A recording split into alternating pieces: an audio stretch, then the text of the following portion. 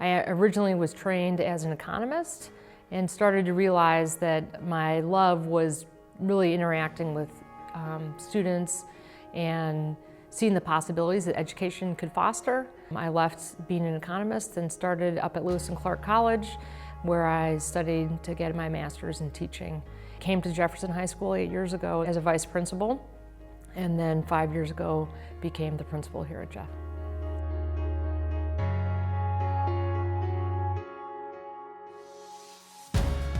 So one of the things we ask our staff to do with students is that you meet the students where they are, and then you take them and help them accelerate their learning. So we do a similar thing with staff.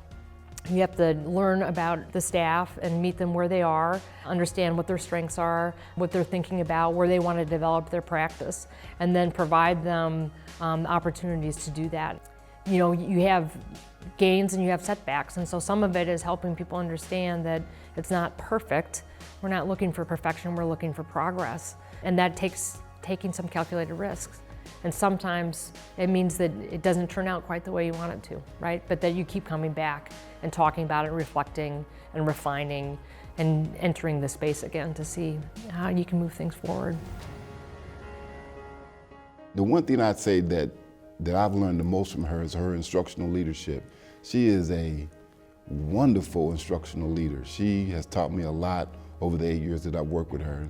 What we see and try to help students understand is not only do we want you to graduate from high school, but that you are going to be able to be successful in college. And so that's part of what our charge is to say, here's what college looks like, here's what the demands are, and here's how you can meet those challenges, and that we are going to help you meet those challenges. And then we have two significant partnerships, like very, very large fundamental partnerships, one with Self-Enhancement Incorporated, and then the other with Portland Community College. So we work closely with staff from both SEI and PCC with the goal really of how do we get students to make the transition to high school and then accelerate their learning so that they can access college level coursework as juniors and complete it successfully. She's able to provide really solid models for people to follow, really quick with data and research to support why we're making decisions we're making programmatically or in the building. I guess she speaks a lot of languages in terms of how to communicate to a staff to get that vision communicated. Our theory of action is very simple. We looked internally and said, what is working with our students? And when we identified some key pieces that were working with our students, we said if it was good enough for a section of our students, how we take it out to everybody.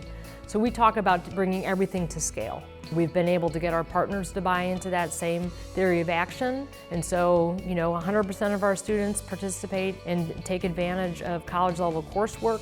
About 80% of our students opt in and take advantage of our partnership with Self-Enhancement. But this is both up from 15 to 20% 5 years ago. Really, there's no simple magic anything.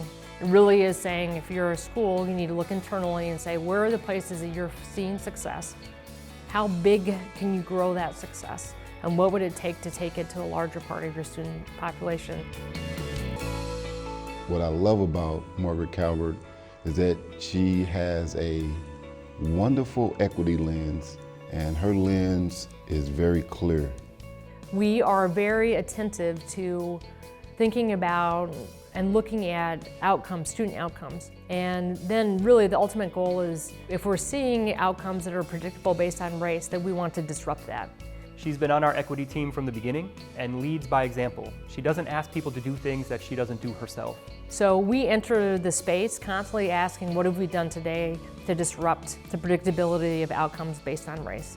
One is providing opportunities, but opportunities in my mind are a very low bar. So just granting students access to things is really, that's easy. And so as an educator, my job is not to just provide opportunities, but then to provide tangible means to find success.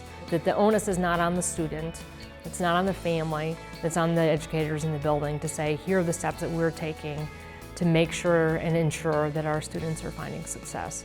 I would say it's the driving force of the work that we do. She believes that education can change lives. She embodies it, and I see it in the work that she does. And I think about that statement when I do my own work. that every moment in a classroom with students is an opportunity for this transformation to take place. And I feel really fortunate to work in a school, in a place where that is constantly the question: how can we best serve the community and how can we best serve our students? It speaks to the work that the people do in the building every day, and I'm glad that I get to be part of it.